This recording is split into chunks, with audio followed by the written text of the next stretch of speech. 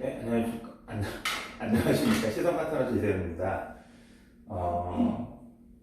이 앞에 찍어드렸던 영상에 이어서 2부라고 생각하시면 좋을 것 같습니다. 이 앞전에 저희가 무슨 말씀을 드렸냐면, 경제학에서 기본적으로는, 거래되는 모든 제품과 서비스의 가격은 사고자 하는 사람과 팔고자 하는 사람이 의사결정에 의해서 결정된다는 말씀을 드렸습니다. 그래서 저희가 이렇게 그래프를 그려서 여기가 거래량이고 여기가 가격이라고 하면 자, 기본적으로 이걸 수요 곡선이라고 합니다. 수요는 소비자들의 마음을 대변한다고 보시면 되는데요. 그냥 간단해요. 반비례한다는 거죠. 가격이 높으면 덜 사고 싶죠. 가격이 싸면 많이 사고 싶고, 반대로 수요 곡선과 대비되는 개념으로 공급 곡선이라는 게 있습니다. 이거는 기업들의 마음을 대변한다고 보시면 좋습니다. 그래서 기업들은 가격이 올라가면 많이 만들어서 팔고 싶죠. 그래서 두 사람, 사는 사람과 파는 사람이 의사결정이 결정되는, 합치되는 순간에 가격과 거래량이 결정된다는 말씀을 드렸습니다. 그것은 단순히 제품이나 서비스 혹은 상품에서만 결정되는 게 아니라 부동산, 금은, 돈까지도 다 그 영향을 받는다는 말씀을 드리면서 공급이 늘어나면 보시면 알겠지만 공급이 이렇게 늘어나면 같은 수요 곡선 하에서 이렇게 가격이 떨어진다는 걸 보여드렸습니다. 공급이 늘어나면 가격이 내려갑니다. 같은 그래프 하에서 수요가 이렇게 늘어나면 가격이 기준보다 올라간다라는 걸 보여드렸습니다.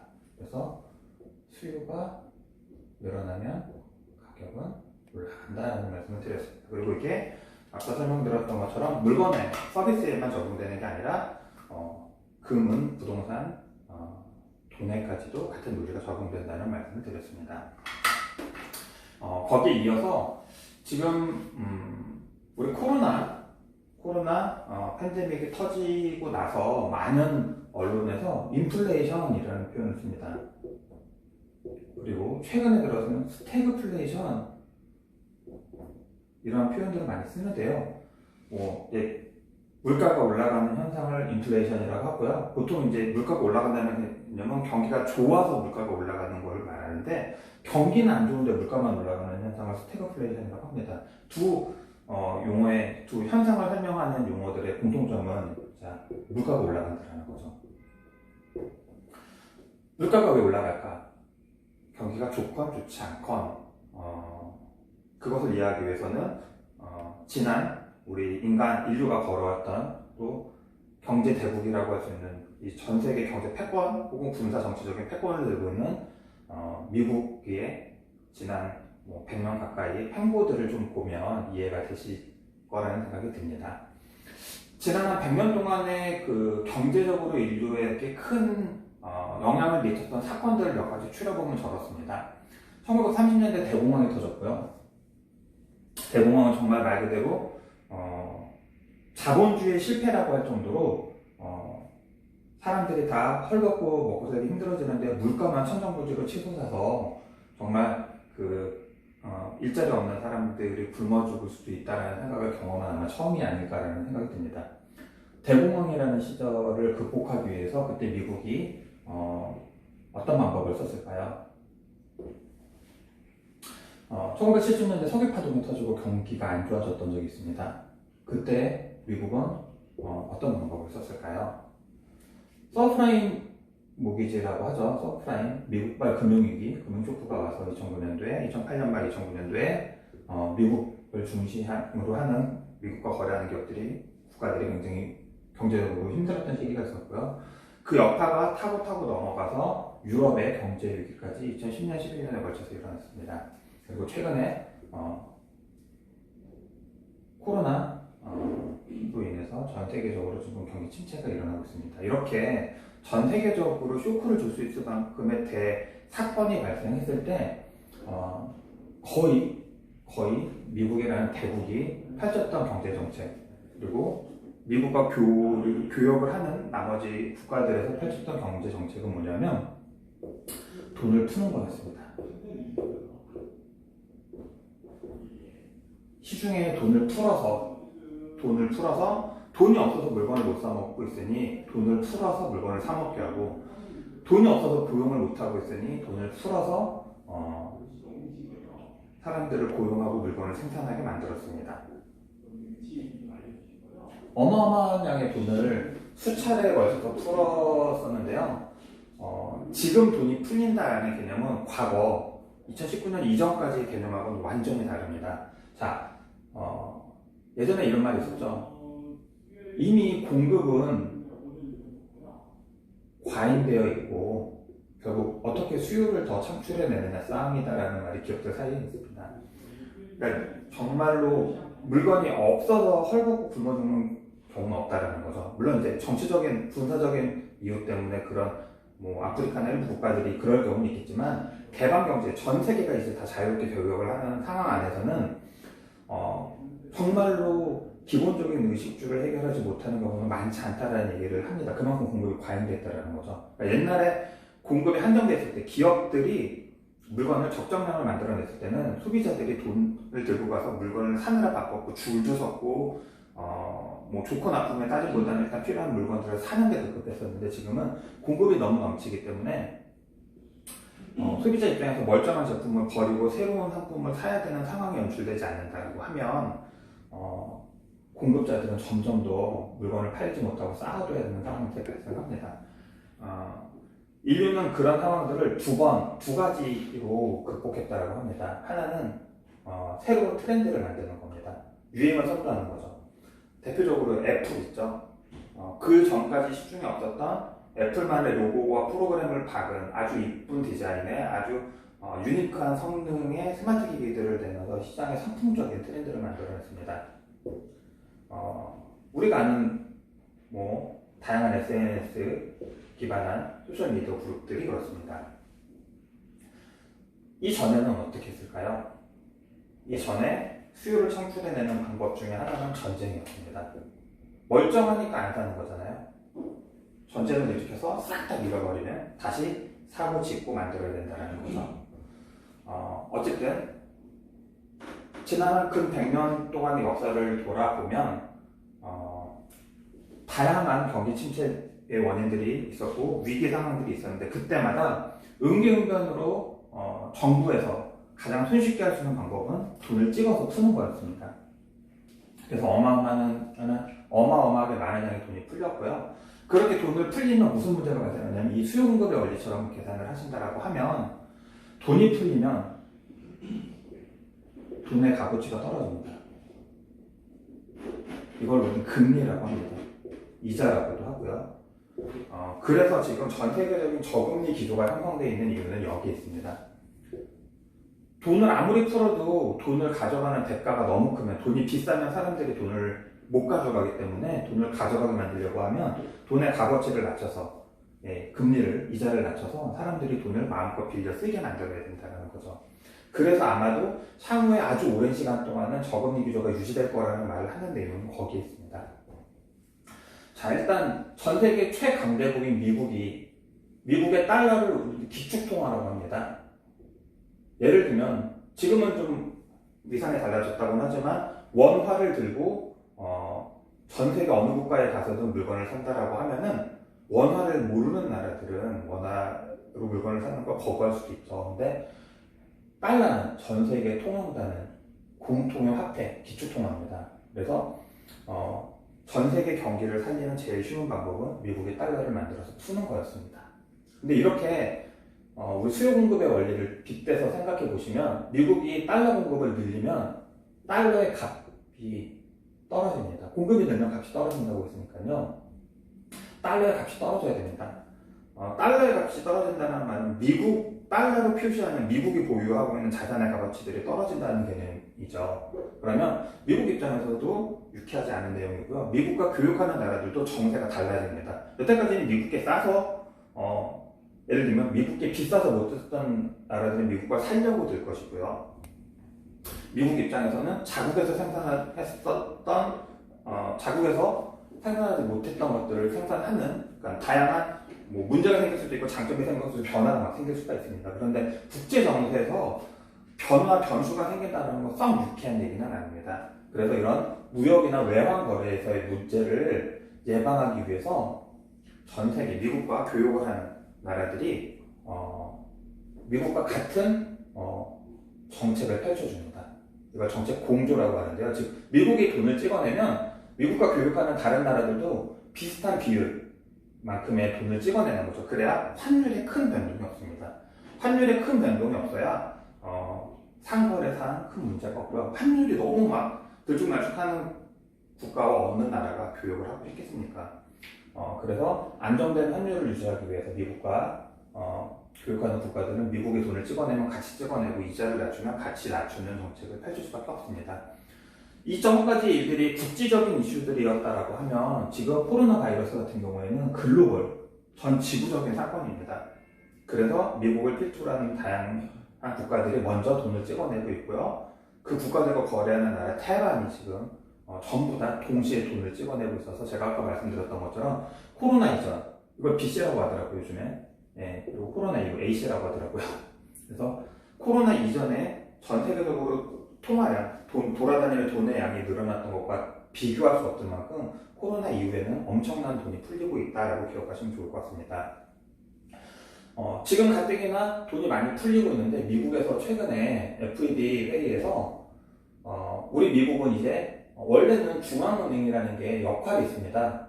중앙은행이 왜 존재하냐면 한쪽으로는 완전 고용을 실현하고 한쪽에서는 물가 안정을 실현하기 위한 목적으로 중앙은행이라는 게 존재하는데요. 지금 미국은 어떤 키를 꺼냈냐면 평균 물가 목표제라는 걸 꺼냈습니다. 우리가 평균 물가 2%라는 목표까지는 허용하겠다. 그 완전 고용을 위해서 경기가 잘 돌아가게 하기 위해서 물가 상승을 2%까지는 우리 용인할 의향이 있다라고 천명을 한 것이죠. 인플레이션을 허용하겠다라는 거죠. 저 스피치 하나로 전 세계에 이제 인플레이션 전쟁이 시작될 것입니다. 그러면 미국이 이렇게 돈을 찍어내면 문제가 없을까요?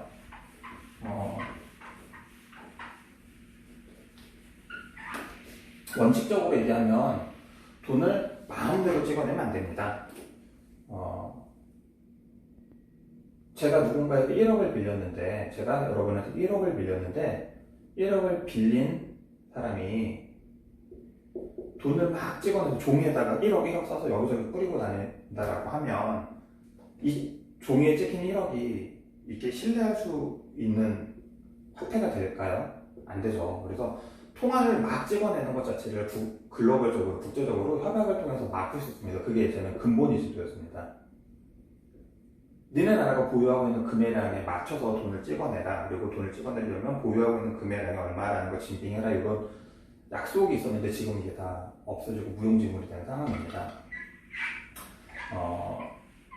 그럼에도 불구하고 사람들이 왜 달러를 찾느냐, 왜 미국이 건사하고 있느냐라는 고민을 좀 해볼 필요가 있습니다. 왜냐하면 미국이 세계 최강대국이기 때문에 그렇습니다. 두 번째는 미국이 전 세계 기축통화인 달러를 발권하는 나라이기 때문에 그렇습니다. 전 세계적으로 전쟁이 터지거나 전염병이 터지거나 위험이 크고 불안정하면 할수록 사람들은 안전자산을 찾게 되는데요. 정말 극단으로 치달았을 때 가장 안전할 거라고 보는 게 미국인 거고, 그나마 이렇게 코로나로 인해서 경기가 위축되더라도 그래도 제일 나을 것 같은 나라가 미국이라고 생각하는 게 지금 저변에 깔려있는 심리라고 보시면 될 것 같습니다. 두 번째는요, 미국 입장에서는 달러를 계속 찍어낼 수밖에 없습니다. 왜냐하면 아까도 말씀드렸지만 근 100년에 걸쳐서 미국은 어마어마하게 달러를 찍어냈습니다. 돈을 찍어냈다는 건 결국 빚을 졌다는 거예요. 내가 돈을 주고 물건을 사온 거예요. 그 사람이 그 돈을 나한테 다시 들고 오면 거기에 대한 대가를 지불해야 됩니다. 즉 돈을 많이 찍어냈다는 얘기는 그만큼 빚을 졌다는 얘기인데요.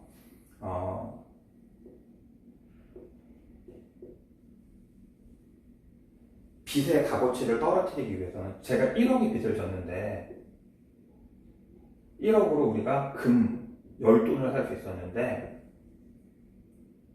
1억의 화폐 가치를 떨어뜨리는 제일 좋은 방법은 시중에 돌아다니는 1억 화폐의 양을 10배, 100배 이렇게 키워서 1억이 1000만 원 값어치밖에 안 되게 만들어버리면, 100만 원 값어치밖에 안 되게 만들어버리면 금 10돈이 아니라 한 돈, 0.1돈만 주고도 빚을 다 갚을 수가 있겠죠. 그래서 미국 같은 경우에는 돈을 찍어낸 만큼이 미국의 빚이라고 보면 되는데요. 본인들 스스로 논리적으로 빚이 갖고 가져다주는 이 압력과 압박, 부채에 대한 압박을 경감시키기 제일 좋은 방법이 통화량을 늘려서 빚의 가치를 떨어뜨리는 겁니다. 앞서서 말씀드렸지만 예금, 대출은 화폐로, 통화로 표시되는 자산이기 때문에 시중에 물가가 어떻게 변해도 우리는 1억을 빌려서 1억만 갚으면 되죠. 시중에 물가가 10배 뛰었다고 해서 우리는 1억을 빌렸는데 10억으로 갚지 않는 것처럼 1억은 1억으로 갚으면 됩니다. 즉 시중에 돌아다니는 통화의 양이 많아지면 많아질수록 빚진 사람이 유리한 형국이 되는 거죠. 그래서 빚을 많이 진 미국 입장에서도 당연히 빚을 쉽게 갚기 위해서는 이자가 낮아야 되고, 그리고 인플레이션을 극대화시켜서 자기들이 진 빚에 대해서 프레스를 줄이는 전략을 펼칠 수밖에 없는 게 지금 현재 우리 2020년 하반기 미국의 미국과 거래를 하는 대부분의 국가의 글로벌 정세 기조다라고 보시면 될 것 같습니다. 그래서 앞서 말씀드렸던 것처럼 미국이 처한 입장, 그리고 코로나라는 위기가 겹쳐서 지금은 어마어마하게 통화량이 시중에 유포되는 현상들이 계속 발생하고 있고, 그 통화량이 더 극적으로 퍼져나가게, 회전되게 하기 위해서 지금 이자율은 점점 낮아지는 저금리 기조가 유지될 거라는 말씀을 드렸습니다. 이렇게 금리가 낮아지고 통화량이 늘어나면 우리는 앞서 석유파동이나 대공황을 거쳐서 경험했습니다. 실물자산의 값이 어마어마하게 올라갑니다. 매장량이 한정되어 있는 금, 더 이상 사람의 힘으로 만들 수 없는 토지나 부동산, 그러니까 우리 자꾸 부동산 하면 주택을 떠올리는데 그렇게 생각하지 마시고 그냥 사용 가치가 있는 땅이라고 생각하시면 좋을 것 같습니다. 매장량이나 이 존재 자체가 한정되어 있는 이런 실물 자산들이 있어요. 근데 이것을 거래해주는 돈의 양이 10배, 20배 늘어난다고 하면 금값은 올라가고 부동산 값은 올라갈 수밖에 없습니다. 그게 인플레이션이거든요. 인플레이션이 장기화되고 저금리가 장기화된다고 하면 금값은 올라갈 수밖에 없고 부동산 값은 올라갈 수밖에 없습니다. 이제 금이라는 것은 어쨌든 미국이 이자 정책을 어떻게 하는지에 따라서 변수가 좀 많은데요. 특히 부동산 같은 경우에는